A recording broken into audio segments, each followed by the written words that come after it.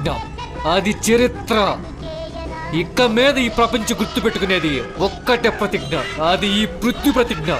ఇది భవిష్యత్ చరిత్ర. ఇది నీ మీదొట్టు, మీ అమ్మా నాన్నల మీదొట్టు.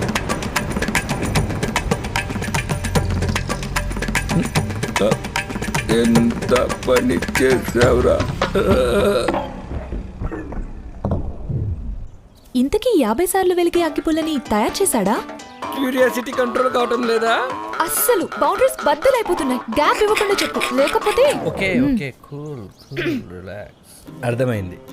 నా కోసం భీష్మ ప్రతిజ్ఞ, సారీ పృథ్వీ ప్రతిజ్ఞ చేసిన వాడు పాపం రాత్రంతా దాన్ని ఎలా సాధ్యం చేయాలా అని తెగ నిద్రపోకుండా ఆలోచించాడేమో అని కాసేపు నిద్రపోమని చెప్పడానికి ఇంటికి వెళ్ళాను. ఓ, అమ్మా ఎన్నింటికి పడుకున్నాడు వీడు? 9 గంటలకే పడుకున్నాడ్రా. లేపు, రోజుకి 14 గంటలు పడుకుంటే ఎప్పుడు బాగుపడాలి వాడు? ఇంత ప్రశాంతంగా ఎలా నిద్రపోగలుగుతున్నావురా అంత శపథం చేశాక? రేయ్ లేరా, రేయ్ ఒరే కుంభకర్ణ లేరా, నీ అయ్యా లేరా బాబు, లేరా. ఏంట్రా పొద్దున్నే రాత్రి పంచభూతాన్ని భయపెట్టేంత ప్రతిజ్ఞ చేసి ఇప్పుడు ఏం జరిగినట్టు ఎలా నిద్రపోతున్నావురా అసలు? ప్రతిజ్ఞ? ఏం ప్రతిజ్ఞరా? ఒరి నీ అబ్బా, స్నేహం, అవమానం, మసిగుడ్డ, మట్టిగడ్డ, పులిబిడ్డ అని కబుర్లు చెప్పి నా మీద కాకుండా మా అమ్మ నాన్నల మీద కూడా ఒట్టేసావు కదరా. 50 సార్లు వెలిగి అగ్గిపుల్ల తయారు చేస్తానని. నా అగ్గిపెట్టిలో ఉండేది ఒకే అగ్గిపుల్ల 50 సార్లు వెలుగుతుంది. ఇది నీ మీదొట్టు. నిజమేరా, నిద్ర మొత్తులో అసలేం గుర్తురాలేదు. పదరా, ఏ కాలుపు లేదు, విసుగు లేదు, విరామం లేదు.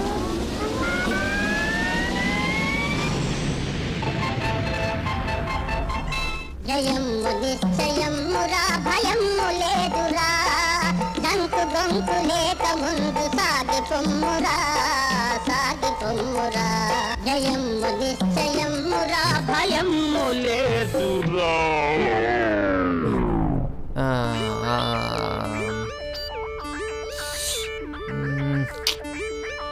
ఏంటి రాగావు?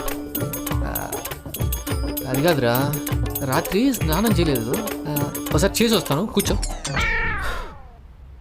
నిన్ను నమ్మినందుకు నా చెప్పుతో కాదురా, ఊర్లో వాళ్ళందరి చెప్పులతో కొట్టుకోవాలి. అలా కాదురా, శబదాలు చేసే ముందు నన్ను ఒక మాట అడగాలి కదా. ఇది పాసిబులా కాదా అని చెక్ చేసుకొని కదా ముందుకు అడిగేయాలి.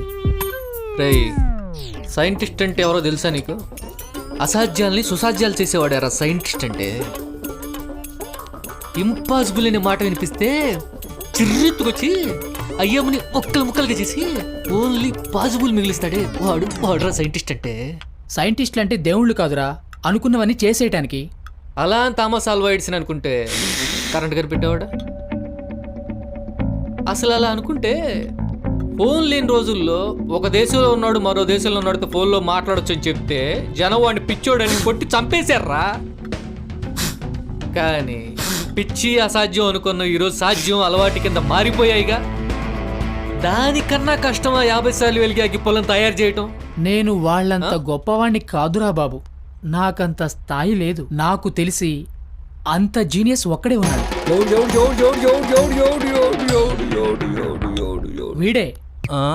వీడే చేయగలడు ఆ మహత్ కార్యాన్ని. ఒక అగ్గి పుల్లను 50 సార్లు వెలిగించవచ్చనే థాట్ నార్మల్ పీపుల్కి ఎవ్వరికీ రాదు. అలాంటి గొప్ప ఆలోచనలు ఇలాంటి మేధావులు మహానుభావులకే వస్తాయి.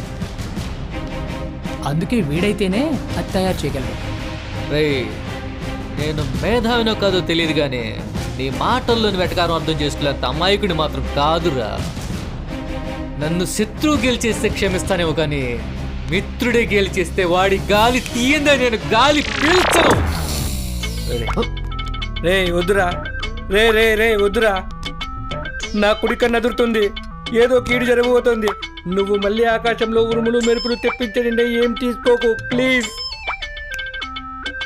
ప్రపంచమే నివిరపోయే విధంగా న్యూటన్, ఐన్స్టీన్, సుభాష్ చంద్రబోస్, జగదీష్ చంద్రబోస్ల పేర్లు మర్చిపోయి సైంటిస్ట్ అంటే పృథ్వీరాజ్ ఒక్కడే అని గుర్తు పెట్టుకునే రోజు తీసుకొస్తా. అప్పుడు మాట్లాడతారా. ఇదే నా ప్రతిజ్ఞ. నా మీద మా అమ్మ నాన్నల మీద ఆల్రెడీ ఒట్టేసావు కదరా. అయితే వీడి చెల్లి మీద ఒట్టు. తర్వాత ఏమైంది? సైంటిస్ట్ అయ్యాడా? అయ్యాడు. ఒక్క రోజులో ఎన్నో అయ్యాడు. Oh really? సైంటిస్ట్ అవ్వాలని సీటు కోసం కాలేజీకి వెళ్తే ప్రిన్సిపల్ మెడబెట్టి కంటితే వెంటనే ప్రిన్సిపల్ అయిపోయాడు. ప్రిన్సిపల్? కాలేజీకి నిన్ను ప్రిన్సిపల్ని చేయడం కుదరదన్నందుకు